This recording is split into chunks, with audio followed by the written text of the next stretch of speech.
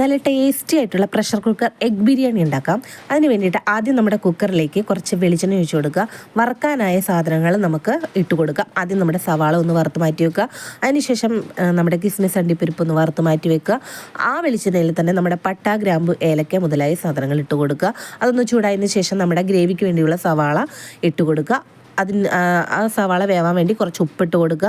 അതിനോടൊപ്പം തന്നെ ഇഞ്ചി, പച്ചമുളക്, വെളുത്തുള്ളി പേസ്റ്റ് ഇട്ട് കൊടുക്കുക. സവാള നന്നായിട്ട് വഴറ്റി വന്നതിന് ശേഷം നമ്മുടെ പൊടികൾ ഇട്ട് കൊടുക്കാം. അതിൽ മഞ്ഞൾപ്പൊടി, മല്ലിപ്പൊടി, ഗരം മസാല, മീറ്റ് മസാല, മുളക് പൊടി എല്ലാം ഇട്ട് കൊടുക്കുക. അതിൻ്റെ പച്ചമണം നന്നായിട്ട് മാറണം.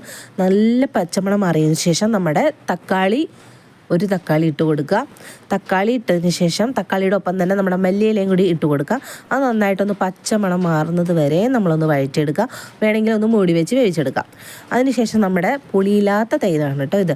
അപ്പോൾ ആ പുളിയില്ലാത്ത തൈരൊന്ന് ഒഴിച്ച് കൊടുക്കാം. അത് നന്നായിട്ടൊന്ന് ഇളക്കിയതിന് ശേഷം നമ്മൾ മുട്ട വേവിച്ച് വെച്ചിട്ടുണ്ടായിരുന്നു. ഞാൻ 6 മുട്ടയാണ് കേട്ടോ വേവിച്ചിട്ടുണ്ടെങ്കിൽ. ആ 6 മുട്ട നമുക്കിതിനകത്തേക്ക് തട്ടാം.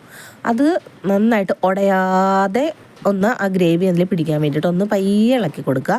ഇളക്കിയതിന് ശേഷം നമ്മുടെ കഴുകി വെള്ളം പോകാൻ വേണ്ടി കഴുകി വെച്ചാൽ നമുക്ക് അരി ഇട്ട് കൊടുക്കാം. ആ അരി ഇട്ടതിന് ശേഷം ഞാനിപ്പോൾ 2.5 ഗ്ലാസ് അരിയാണ് ഇട്ടേക്കണത്. 2.5 ഗ്ലാസ്സിന് ഒരു 5 ഗ്ലാസ് വെള്ളമാണ് ഇതിനകത്ത് ഒഴിച്ചേക്കണത്. അപ്പോൾ നമ്മൾ ഒഴിച്ചതിന് ശേഷം സ്റ്റൗ ഒന്ന് കൂട്ടി വെക്കുക, തിളയ്ക്കുന്ന വരെ കൂട്ടി വെക്കുക. അതിനുശേഷം കുക്കർ മൂടി വെക്കുക. വിസിലിടാതെ 10 മിനിറ്റ് വേവിച്ചെടുക്കുക. നമ്മുടെ ഈസി ആയിട്ടുള്ള എഗ് ബിരിയാണി റെഡിയായി.